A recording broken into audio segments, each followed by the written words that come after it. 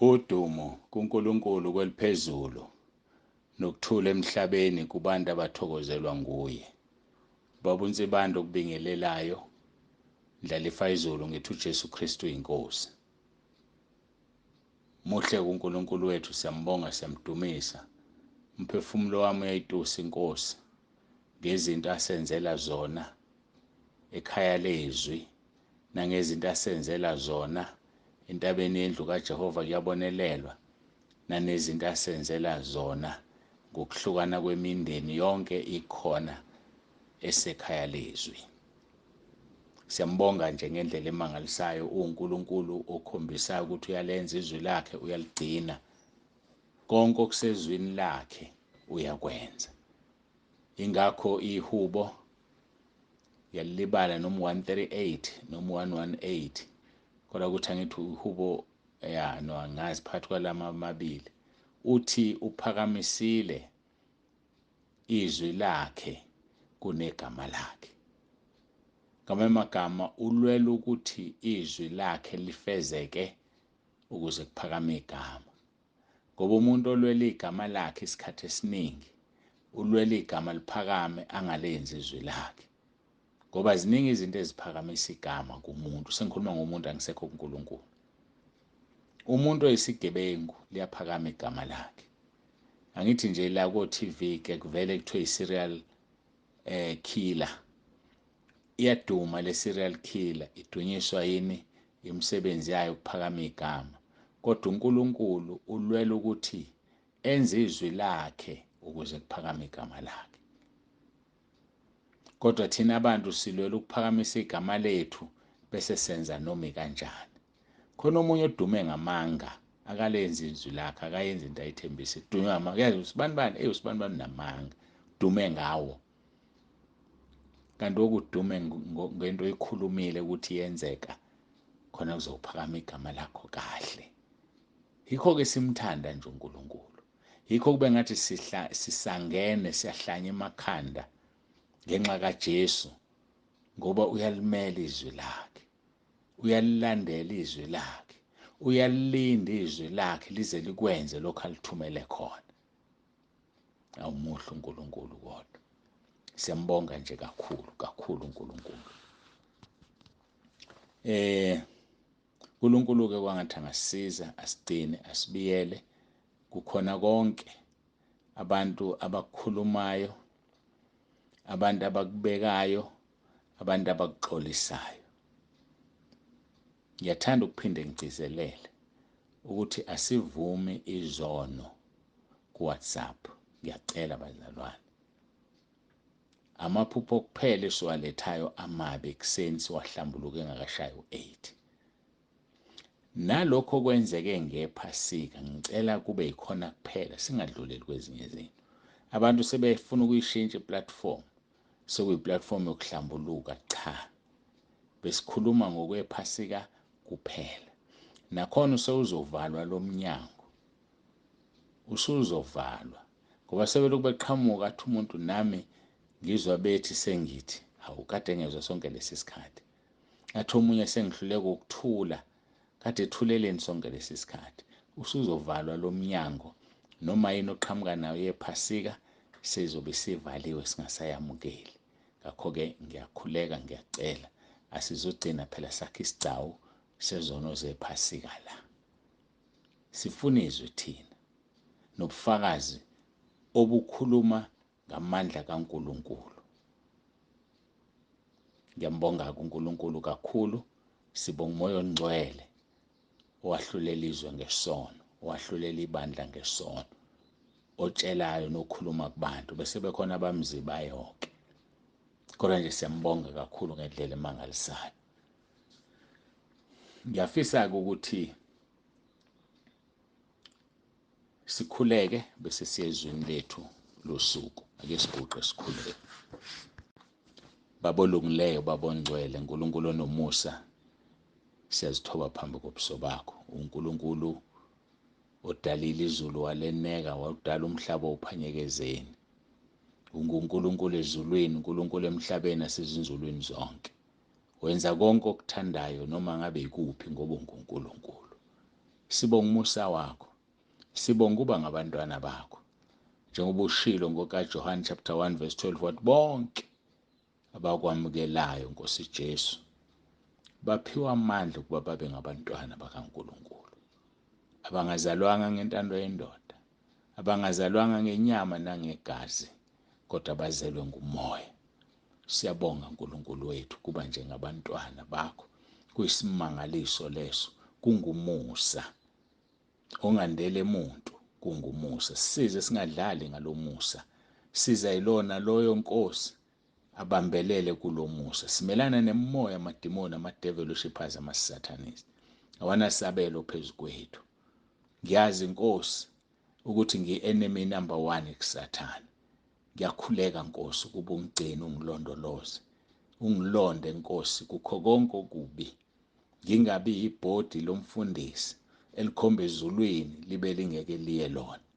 Ngisize ngibahola abantwana bakho, ngibaholele ezulwini. Ngisize Nkulunkulu wami, ungipha amandla, ungibiyele ngumlilo wasezulwini, ubiyele nezimvu zakho Nkosi ezilandela leli vangeli engilishumayelayo unginikeze lona. Babiyele ubagcine. Ngesinye isikhathi kuye kusinde, ngesinye isikhathi abantu baphelele umkhuleko, ngesinye isikhathi abantu bayakhathala, baphathe ubuthongo, azumeke lalela inkonzo. Ngiyacela Nkosi ukuthi ungenelele. Ngiyaliqalekisa idimoni lobuthongo, alinasabela. Abanye baze balala enkonzweni, belaliswa idimoni libalolozela, aphume lapho umuntu aziqhenye ngokuba umzalwane kanti usefile, usehlathini, inkonzo akayizwanga. Ngiyaliqalekisa leli dimoni, ngilithumela esihogweni idimoni lokulala. Bahlanze Nkosi, ubangcwelise. Sibiyeleke Nkulunkulu wethu, biyele ikhaya lezwi, biyele intaba yendlu kaJehova kuyabonelelwa. Umbrella yakho yasezulwini ayihlale phezu kwethu. Khulekela abagulayo, khulekela abagulelwayo. Ngithi ngegama elinamandla likaJesu Kristu ophilayo, ngithuma izwi lakho kulona loyo ogulayo kubaphiliswe. Qalekisa yonke imimoya amandla obumnyama, ukufa, sitha sokugcina uzosinqoba Nkosi ekugcineni. Ngiyasiqalekisa ngegama elinamandla lenkosi uJesu. Ngithi kufa, luphi udosi lwakho na? Ukufa kugingiwe kwaba ngokunqoba. Siyacela-ke ngoJesu Kristu inkosi yethu ephilayo. Dumo lonke silinikeza wena nangaso lesi sikhathi ngoJesu inkosi ebusayo, eyabusa, iyabusa, izobusa ingunaphakade. Amen. Siyambonga uNkulunkulu wethu kakhulu, simnikeza udumo bangcwele. Siyabonga kakhulu, akekho ofana naye. Ngiyacela siqhubeke nezwi lethu, siqhubeke inkonzo yethu. Izolo ngifake inkonzo yasentabeni yangesonto obekufanele ngifake ngomsombuluko. Senginqamule phakathi, bekukuhle ingene ngomsombuluko noma ingene ngomgqibelo, kodwa ke akunalutho, konke ngicabanga ukuthi bekuyicebo likaNkulunkulu. Sizofunda-ke izwi lenkosi abaseThesalonika bokuqala chapter 5 verse 16 kuya ku-22 othi, thokozani njalo, khulekani ningaphezi, kukho konke bongani ngokuba lokhu kuyintando kaNkulunkulu kuKristu Jesu ngani. Ningamcimi umoya, ningakudeleli ukuprofetha, vivinyani konke, nibambisise okuhle, dedani kukho konke okubonakala kukubi.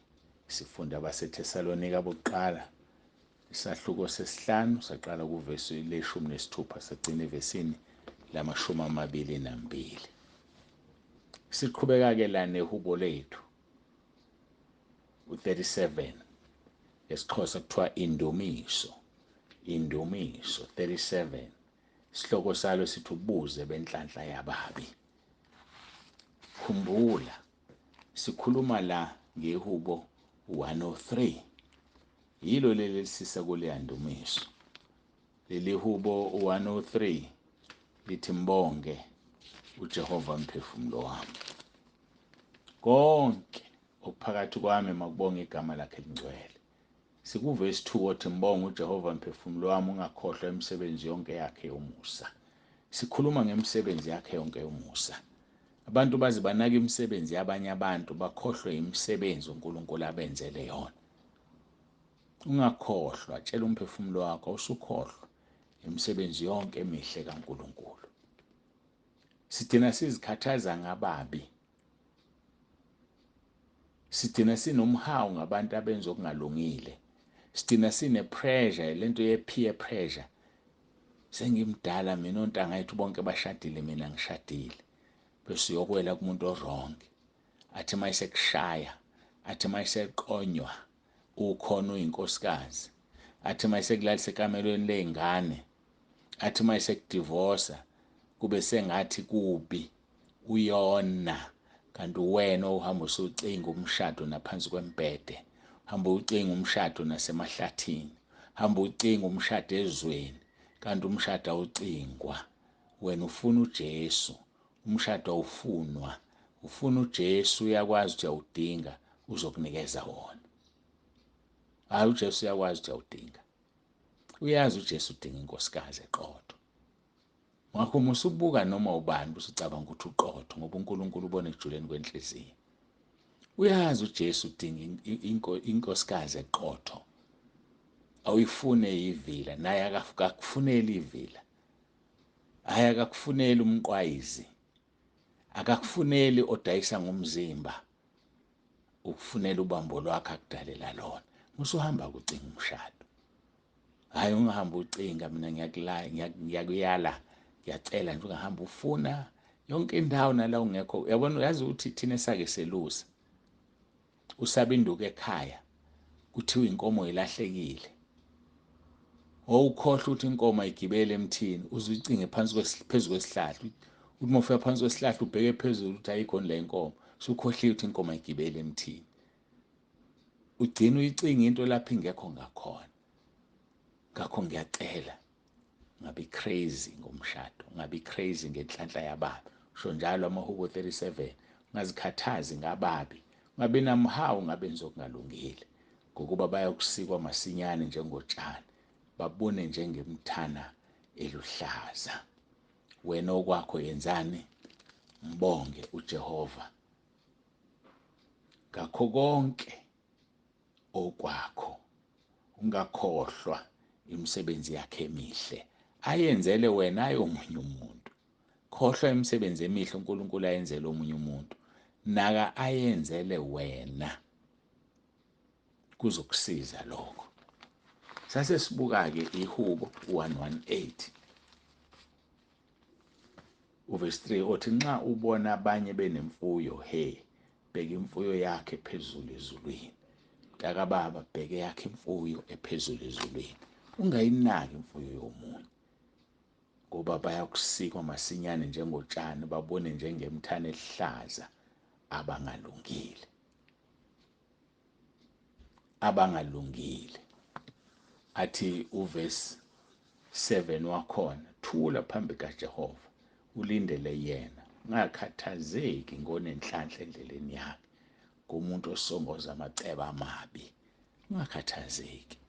Khona abantu abangalali, abaplanayo ukuthi into ethile nethile ngizoyenza kanjani. Khona abantu abangalali, abacabanga izinto okufanele bazenze. Hayi, mina ngithi ungazikhathazi ngonenhlanhla endleleni yakhe, kumuntu osongoza amacebo amabi. Khona abantu abakwazi ukuzenzisa. Ungawubuka umshado uze uhalele, ubuka umshado ufise, kanti mose ufike khona omunye ulala abhekile, omunye abhekile, mhlawumbe kulalwa ngisho erumini eyodwa, bayaphefoma nje, baya-acta mase bephambi kwabantu. Hayi, ungayifisi into yomuntu. Vele kuyisono ukufisa into yomuntu. Wena uma sewubona ukubi kakhulu, edinga into edingayo, icele kuNkulunkulu uzokunika. Icele kuNkulunkulu, ungakhathazeki ngonenhlanhla endleleni yakhe, kumuntu osongoza amacebo amabi. No, ungazikhathazi, ngiyakucela mina. Ingakho kuverse 3 wecilongo levangeli 118, nxa ubona abanye benemfuyo, bheka imfuyo yakho phezulu, bese ubala izibusiso zakho. Azizinhle na? Ifa leli elidinelwe wena ekhaya. Ngiyacela siguqe, sikhuleke, sibonge uNkulunkulu. Baba wethu ongcwele, siyabonga ngale nkonzo, udumo silinikeza wena, lungu lwakho lukufanele ngoJesu ophilayo. Busisa yilona loyo lalele Nkosi, alizwe izwi lakho alenze. Amen.